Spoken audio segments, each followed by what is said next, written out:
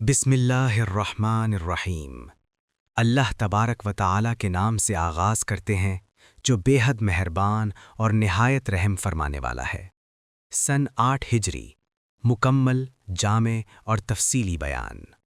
پس منظر: سن 8 ہجری میں فتح مکہ اسلامی تاریخ کا ایک عظیم موڑ تھا۔ مکہ فتح ہونے کے بعد عرب کے بیشتر قبائل نے یہ حقیقت تسلیم کر لی کہ اب اسلام ایک ناقابل شکست طاقت بن چکا ہے، چنانچہ انہوں نے اسلام قبول کر لیا یا اطاعت کا اعلان کر دیا۔ مگر دو بڑے اور جنگجو قبائل، بنو حوازن، بنو ثقیف یا ثقیف، نے نہ صرف اسلام قبول کرنے سے انکار کیا بلکہ غرور اور خود اعتمادی میں یہ فیصلہ کیا کہ وہ مسلمانوں پر حملہ کریں گے اس سے پہلے کہ اسلامی طاقت مزید مضبوط ہو جائے۔ یہ قبائل عرب میں بہترین تیر انداز، تجربہ کار جنگجو، سخت جان اور مالدار سمجھے جاتے تھے۔ بنو حوازن کے سرداروں نے کہا، خدا کی قسم، محمد صلی اللہ علیہ وسلم کا مقابلہ اب تک ان لوگوں سے ہوا ہے جو جنگ کے طریقوں سے پوری طرح واقف نہ تھے، مگر اب وہ ہم سے ٹکرائیں گے۔ یہ جملہ دراصل ان کے غرور، خود فریبی اور تکبر کی علامت تھا۔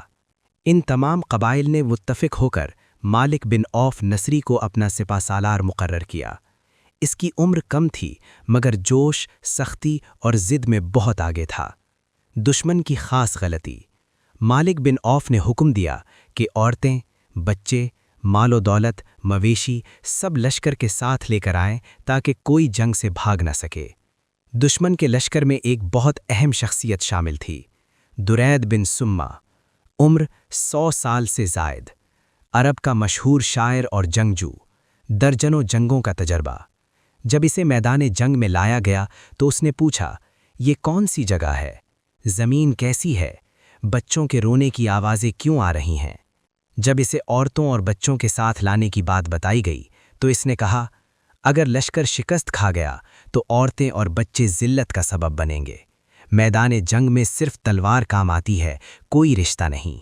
مگر مالک بن عوف نے غرور میں اس مشورے کو رد کر دیا۔ جب نبی کریم صلی اللہ علیہ وسلم کو اطلاع ملی کہ بنو حوازن ایک بڑا لشکر جمع کر چکے ہیں تو آپ صلی اللہ علیہ وسلم نے جنگ سے پہلے مکمل معلومات حاصل کرنا ضروری سمجھا۔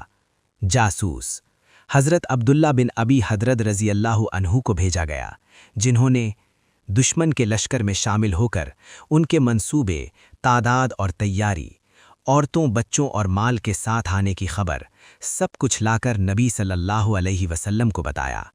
نبی صلی اللہ علیہ وسلم نے یہ سن کر مسکرا کر فرمایا، انشاءاللہ کل یہ سب مسلمانوں کے لیے مال غنیمت بنے گا۔ یہ اللہ پر مکمل یقین کا اظہار تھا۔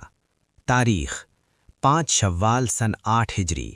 تعداد: کل 12,000 مسلمان، 10,000 وہ صحابہ جو فتح مکہ میں شریک تھے، 2,000 نئے مسلمان، 9 مسلم قریش۔ یہ پہلی بار تھا کہ مسلمانوں کی تعداد اتنی زیادہ تھی۔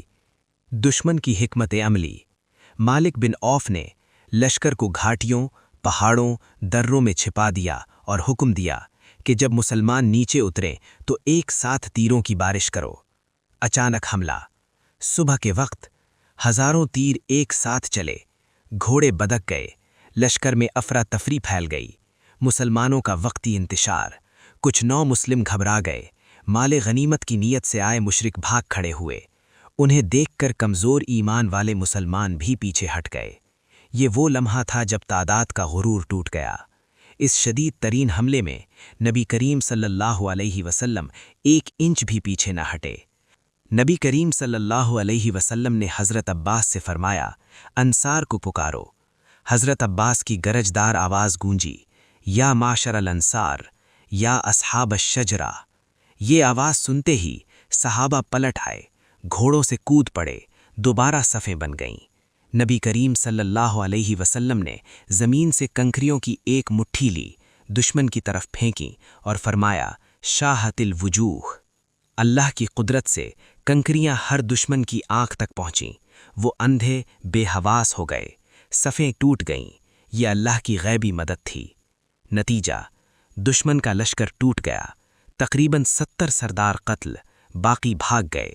یہی وہ لمحہ تھا جب قرآن کی آیت نازل ہوئی، سورہ توبہ 25-26۔ حاصل ہدا مال 6,000 قیدی، 24,000 اونٹ، 40,000 بکریاں اور 1,600 اوقیہ چاندی۔ یہ اسلامی تاریخ کا سب سے بڑا مال غنیمت تھا۔ شکست کے بعد مالک بن عوف بنو ثقیف طائف کے مضبوط قلعے میں پناہ گزین ہو گئے۔ طائف کی خصوصیات: پہاڑی علاقہ، مضبوط فصیل، ماہر تیر انداز، منجنیق اور دبابہ کا استعمال اسلامی تاریخ میں پہلی بار۔ شدید تیر اندازی، 12 صحابہ شہید۔ حضرت ابو سفیان کا واقعہ، آنکھ ضائع ہو گئی۔ نبی کریم صلی اللہ علیہ وسلم نے جنت کی بشارت دی، انہوں نے جنت کو ترجیح دی۔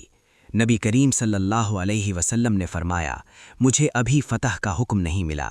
حضرت شیمہ رضائی بہن، حضرت حلیمہ سعدیہ رضائی والدہ۔ نبی کریم صلی اللہ علیہ وسلم نے اپنی چادر بچھائی، عزت دی، قیدی آزاد کیے۔